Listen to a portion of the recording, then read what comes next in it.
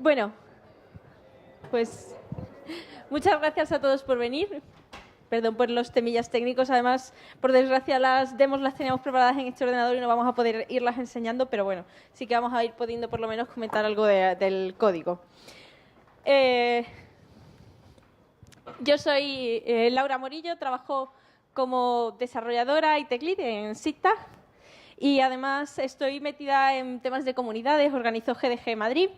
Y dentro de GDG Madrid pues llevo el tema de Women Tech Makers, que es un poco una iniciativa para promover la participación de más mujeres y en general también de tener comunidades más diversas.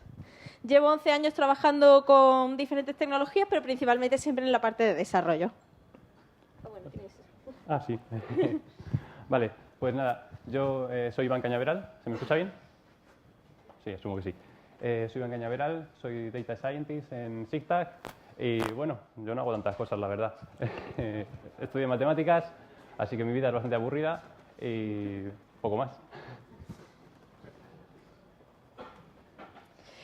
Y a ver, ¿cuántos os dedicáis al tema de Machine Learning? ¿Cuántos os dedicáis a temas de infraestructura? ¿Cuántos os dedicáis a temas de desarrollo? Al final tenemos unos perfiles aquí muy mixtos que tenemos un poco un enfoque diferente.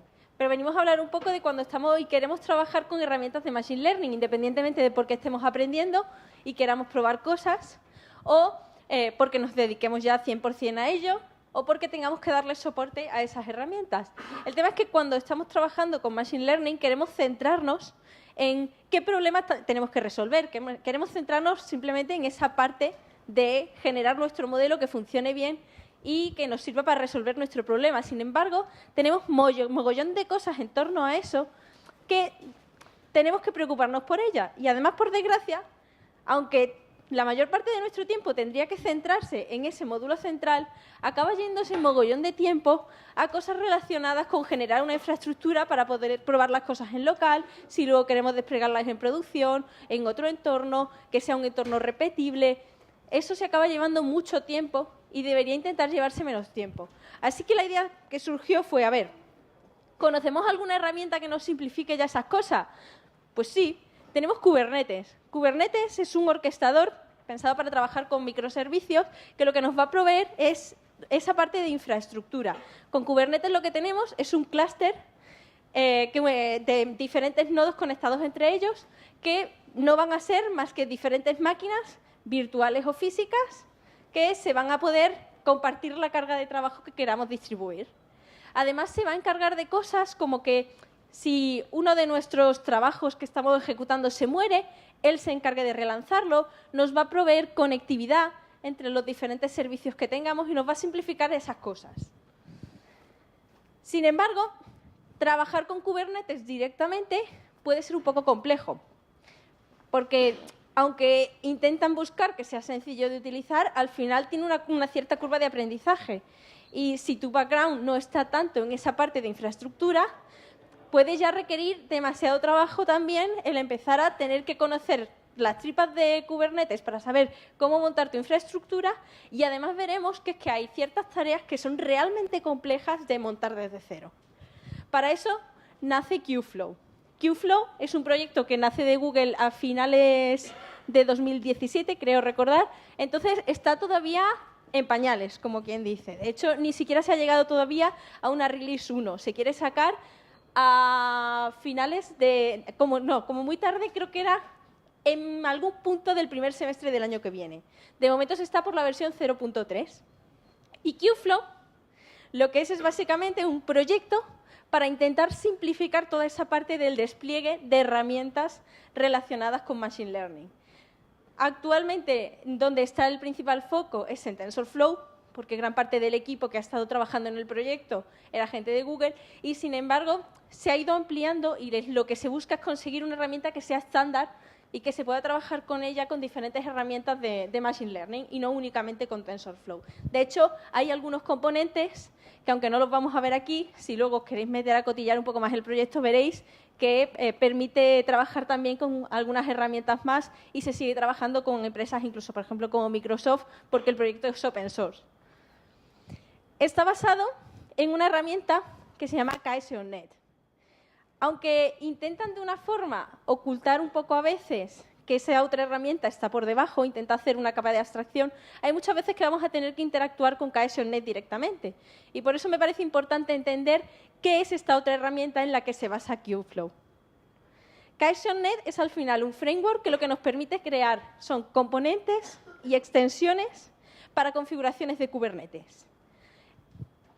Vamos a verlo un poco mejor. Se basa un poco casi en un sistema como de orientación a objetos, donde nosotros lo que vamos a tener es, por un lado, unos prototipos, que son como las clases, que van a tener una serie de variables. Nosotros haremos como una instanciación de ese prototipo, le asignaremos las variables que queramos y generaremos un componente. Con ese componente y con otros muchos los agruparemos para crear la infraestructura total que nosotros queramos y esa infraestructura será nuestra aplicación que podremos desplegarla en diferentes entornos. Podremos ya desplegar esa aplicación al completo en nuestro entorno local, en nuestro entorno de producción, en un entorno de preproducción o en cualquier sitio que necesitemos. Kubeflow lo que va a hacer es, por un lado, ofrecernos extensiones del propio Kubernetes para simplificar algunas de las tareas que necesitarían de muchos componentes por separado y además nos va a ofrecer una serie de componentes de Cohesion.net. No creo que lleguemos a verlo, pero tenemos por un lado que nos ofrece, por ejemplo, un Jupyter Hub para poder trabajar con él.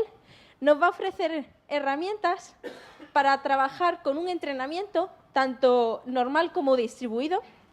Y también nos va a ofrecer una herramienta muy sencilla con un componente para que podamos hacer un serving de nuestros modelos de TensorFlow. Y ahora, pues bueno, vamos a pasar un poco a ver las complejidades que tenemos y cómo se solucionan tanto en la parte de serving como de entrenamiento distribuido, que es un poco donde está la chicha. Vale, tengo eso. Así que nada. Bueno, de los que estéis aquí, ¿alguien trabaja con TensorFlow a diario? ¿Más o menos? Bien. ¿Has hecho entrenamientos distribuidos y eso? Esa es la clave. Es un poco doloroso hacer un entrenamiento distribuido. Bueno, vamos a ver un poquillo, para el que ande un poco más descolgado. TensorFlow, cualquiera que busque un poquillo le dice, bueno, TensorFlow es un framework para hacer Machine Learning. Esta definición a mí me deja un poco frío. Si no tuviese ni puñetera idea de esto, diría, pues ok, obviamente nada. Realmente, y aunque todas sus herramientas de más alto nivel están orientadas a trabajar con redes neuronales, lo que nos permite, y a lo que a mí más me gusta de TensorFlow, es que nos permite hacer cálculo numérico de manera muy eficiente y todo el tema de paralización está ya hecho. O sea, si yo quiero tener mis cálculos y paralizarlos en una GPU, no tengo que hacer nada. Si quiero mandarlos a una GPU, solamente tengo que decirle que eso va a ir a una GPU. Y si estamos en un entorno distribuido, como el que vamos a ver hoy, pues simplemente tengo que decir que estamos en un entorno distribuido y él se encarga de hacer todo el trabajo sucio. Y poco más, así que nada. Vamos a ver hoy las dos partes que más se pueden aprovechar del entorno distribuido, que son la de entrenamiento y la de serving. En primer lugar, vamos a ver unos cuantos apartados básicos sobre TensorFlow distribuido.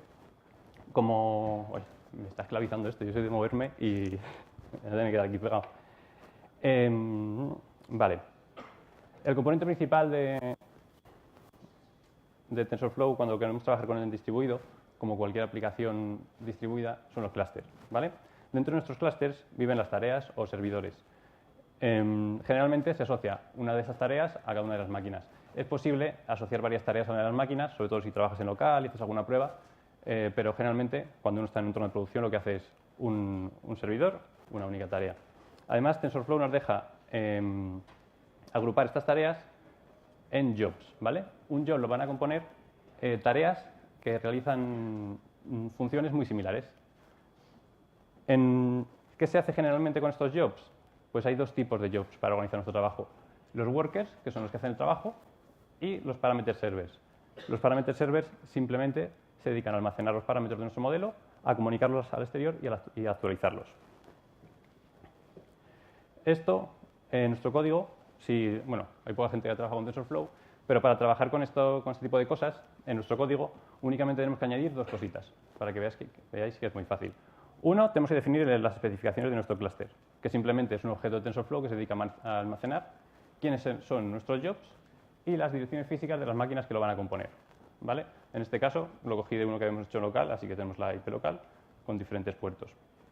Una vez que tenemos esto, lo que tenemos que hacer simplemente es definir un objeto server que básicamente le vamos a pasar las especificaciones de nuestro clúster y le vamos a decir quién es ese servidor dentro de nuestro clúster. En este caso, pues estamos declarando que ese servidor va a ser un worker, que además va a tener la dirección física que estaba en la posición 0 dentro de la lista de direcciones.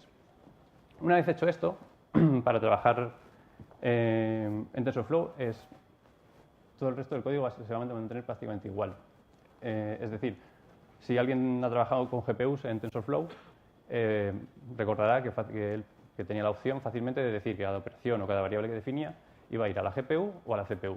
Pues esto es simplemente decir, pues ahora vas a ir a un server, igual que si fuera otro device más en nuestro entorno de desarrollo. Y bueno, ahora que sabemos ya montar servidores, vamos a hablar de una parte un poco más teórica, que es cómo distribuir el entrenamiento en sí, ¿vale? Siempre que uno empieza un proyecto de Machine Learning con redes neuronales, lo primero que tiene que decidir es el tipo de modelo que usa. Entonces, para eso, la paralización es muy obvia. Porque simplemente voy a coger todos los modelos que yo tenga en mente que pueden funcionar, definiendo el número de capas que tiene cada uno, el número de neuronas por capa y cualquier cosa que se me ocurra, y lo voy a mandar, cada prototipo de red lo voy a mandar a un nodo del clúster. Y ahí se van a ejecutar y cuando terminen yo tendré todos los resultados. Y ha tardado el mismo tiempo que tardaría en ejecutar uno de ellos únicamente. Es bastante obvia. Pero lo que me gustaría comentar un poco más en profundidad es qué pasa cuando tenemos un único modelo que entrenar. Ha pasado la primera fase donde hemos evaluado diferentes tipos de modelos que nosotros queríamos evaluar para ver cuál era el más prometedor y ahora toca entrenar ese. Entonces, la primera idea que se nos puede ocurrir, pues decir, bueno, pues si yo antes tenía n modelos y n nodos, pues mando cada modelo a un nodo y si ahora lo que tengo son n capas y n nodos de trabajo, voy a mandar cada una de las capas a cada uno de los modelos de trabajo. Pero esta opción no es buena para paralelizar esto, porque lo que ocurre es que en una red neuronal, para que se ejecute cada una de las capas, necesita siempre el output de la capa anterior. Es decir, para poder trabajar con la segunda capa, necesito el output de la primera. Es decir, que si yo aquí pusiese 3 nodos, 2 iban a estar todo el rato mirando y uno trabajando. Se iban a ir alternando, pero no aprovecharía para nada esto. Entonces, ¿qué otras opciones tenemos? Pues, si partir en horizontal no vale, vamos a probar en vertical. En este caso, sería un muy buen caso de entrenamiento si las neuronas que están a la izquierda no dependiesen para nada de las que están a la derecha. Pero una red neuronal simple, feedforward como esta, requiere, en cada capa, cada neurona requiere todos los outputs de las neuronas anteriores. Es decir, en la última capa, la neurona que está a la izquierda del todo está requiriendo la salida de la neurona que está en la capa anterior a la derecha del todo. Con lo cual, no hemos resuelto el problema que teníamos antes y, además, estamos introduciendo un montón de comunicaciones entre medias que harán que todo vaya bastante más lento. Entonces, ¿cuál es la solución? Si no podemos partir ni en horizontal ni en vertical, pues la solución que generalmente se propone es volver al principio y decir, bueno, pues a cada nodo le voy a volver a mandar una copia de mi modelo. Entonces alguien me dirá, bueno, sí, Iván, pero que aquí lo que estás haciendo es entrenar 3 modelos y en el mejor de los casos vas a acabar con 3 modelos muy similares, de los cuales vas a elegir uno y lo único que has hecho es malgastar recursos.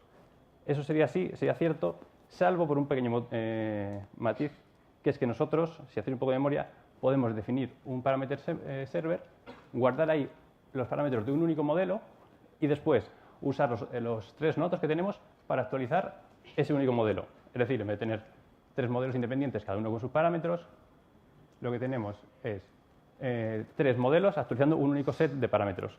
Esto nos permite que la cola con la que yo estaba alimentando a las 3 redes neuronales para el entrenamiento la pueda conducir a los 3 modelos a la vez e ingerir datos 3 veces más rápido. Entonces, ahí sí que ganaremos porque será mucho más rápido el entrenamiento y convergerá antes en tiempo. Y bueno, sí, es una opción bastante simple, para realizar en un entorno distribuido un entrenamiento de una red neuronal normal. Y poco más, creo que tenéis todos los dos ingredientes básicos para poder trastear con entrenamiento distribuido en TensorFlow y una red neuronal normal. ¿Y cómo haría esto? Pues simplemente si nos abrimos un Jupyter Notebook, podemos escribir nuestro código tal cual, sin ningún tipo de problemas, y vamos enviando nosotros mismos cada cosa al nodo que queramos, entrenamos, esperamos a que finalice el entrenamiento y después guardamos el modelo. Ahí ejerceríamos nosotros de cliente.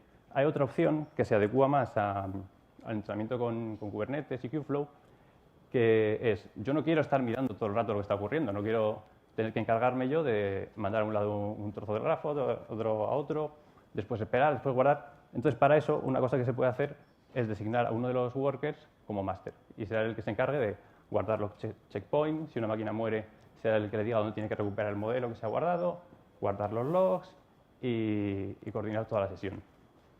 Entonces tendríamos una estructura no solamente con workers y para meter servers, sino algo más parecido a esto.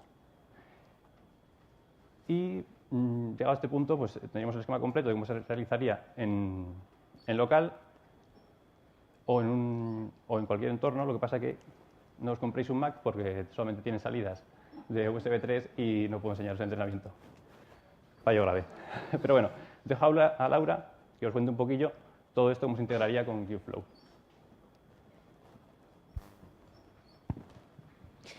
Bueno, pues uno de los problemas que hemos visto es la necesidad de pasar esa configuración de cuál es la información, de dónde están los diferentes nodos con los que se tienen que conectar, dónde están los demás workers, dónde están los parameter servers. Necesita saber las IPs.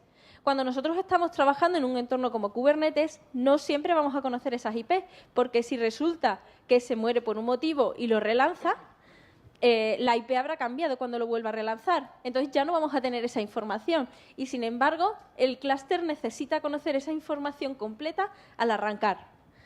Por ello, en este caso, lo que decidieron hacer fue utilizar esa extensibilidad que tiene Kubernetes para crearse un componente propio. Y es un componente propio al que nosotros le vamos a dar la información de la red que deseamos para nuestro entrenamiento. El componente se llama TFJob y lo que vamos a hacer es, vamos a necesitar utilizar como versión una custom que se ha generado para esto. El tipo será TFJob.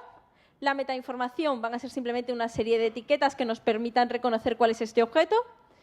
Y después, en la especificación, será donde nosotros pongamos la información de lo que deseamos. Vamos a necesitar, por un lado, tener una imagen de Docker que tenga nuestro script de Python de entrenamiento distribuido. Y después, aquí dentro del spec, nosotros le definiremos, dentro del replica set, por un lado,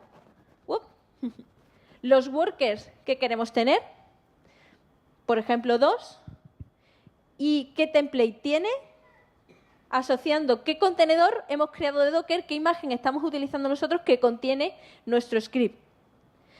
Si quisiéramos también tener parameter servers, tendríamos a continuación dentro del replica spec otra sección PS, donde tendrá exactamente la misma estructura y utilizaremos la misma imagen de Docker. Lo que haremos es, dentro de nuestro script, decidir en base a un parámetro que Kubeflow se va a encargar de que Kubernetes nos inyecte, decidir qué comportamiento está teniendo cada uno de los nodos que va arrancando, porque él a la hora de arrancar le irá diciendo, vale, pues tu tarea, tú eres un worker o tú eres un parameter server, tienes la tarea 0, 1, n. Vamos a ver si podemos ver por lo menos los logs del entrenamiento.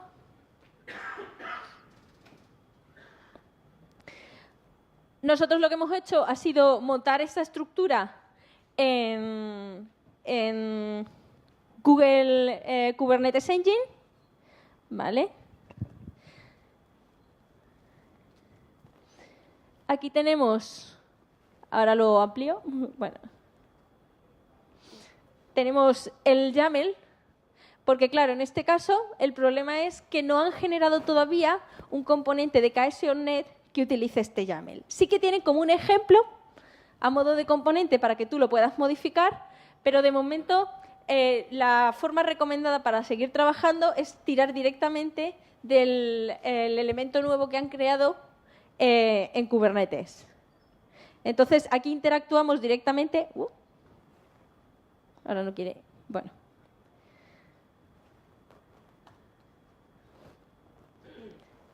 Interactuamos directamente. ¿Se ve bien? Sí, ¿no? Tenemos aquí nuestro fichero definido. Se ha fastidiado la ventana, no quiere. Con la resolución. Vale. Tenemos el worker, en este caso estamos usando un único worker. Ahora. Y un parameter server. Cuando nosotros apliquemos sobre Kubernetes este componente, él se va a encargar por debajo de crear los servicios necesarios para interconectar los diferentes pods, levantar los pods y pasarnos la configuración de dónde está cada cosa. Aquí lo hemos ejecutado antes, el entrenamiento, y podemos ver el pod del worker 0. A ver. Está un poco tonta la conexión. Vale. Tenemos la información de cómo ha ido haciendo nuestro entrenamiento. Y en este caso lo que hemos terminado haciendo ha sido guardar el resultado de nuestro modelo, exportarlo a GCS, para luego poder utilizarlo y servirlo directamente desde ahí. Que es lo siguiente que vamos a ver.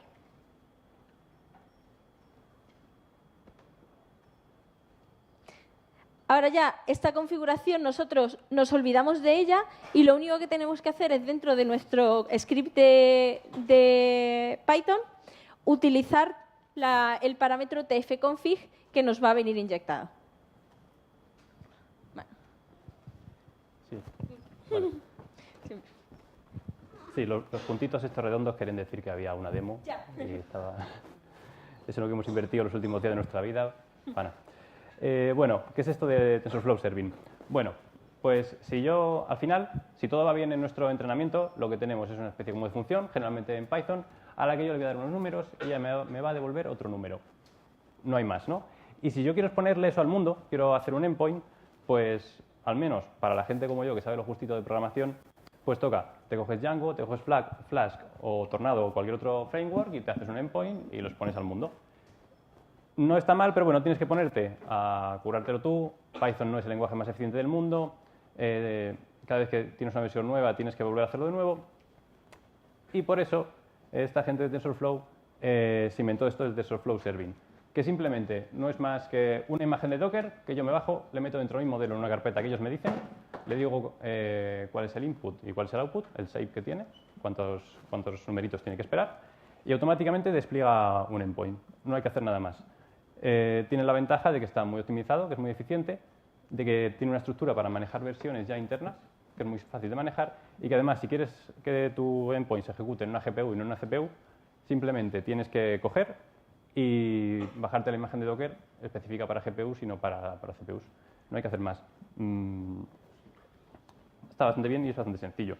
Así que nada, os vuelvo a pasar con Laura y os cuente algo más de Serving en Kubeflow. La parte del serving, como es mucho más sencilla, sí que está ya mucho más encapsulada en la herramienta de Kubeflow. Lo único que vamos a tener que hacer es tirar de esa subherramienta de KS.NET para decirle, uno, que queremos generar un nuevo componente a partir de un prototipo. En este caso, el prototipo que vamos a usar es el de tfserving. A partir de ese prototipo, nosotros le vamos a dar qué nombre queremos, le estableceremos los parámetros de a qué bucket de GCS o dónde está el serving de nuestro modelo, porque también se puede hacer desde S3 o desde un NFS. Y le tenemos que indicar si queremos hacer un serving HTTP también, porque por defecto lo único que trae activo es la conexión... no me sale ahora. GCPR. gRPC, eso. Se me bailan las letras. Entonces le decimos que queremos que esté activa la HTTP para así podernos conectar desde el API.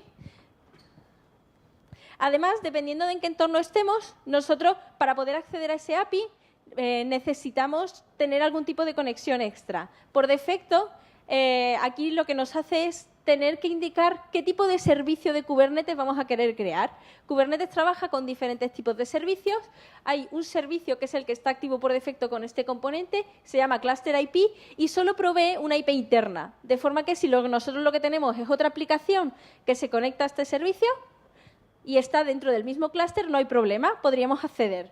Sin embargo, si nosotros queremos directamente desde fuera acceder a ese serving, tendríamos que indicarle que queremos un servicio de tipo load balancer. Entonces, a ver, lo bueno es que...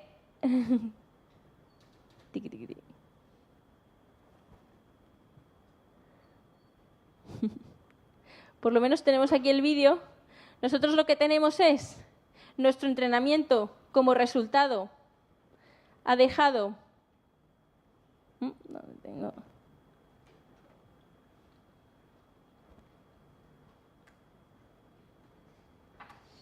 Ha dejado como resultado el entrenamiento